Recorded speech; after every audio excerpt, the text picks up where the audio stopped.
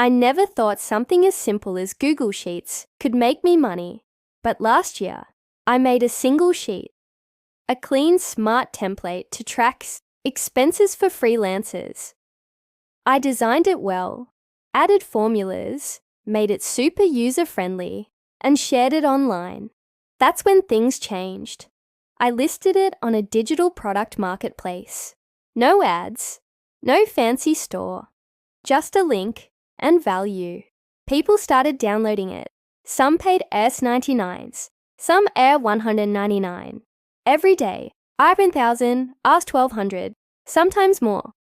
From just one Google Sheet, no coding, no design degree, just one useful tool that solved a small problem. It wasn't about being a genius.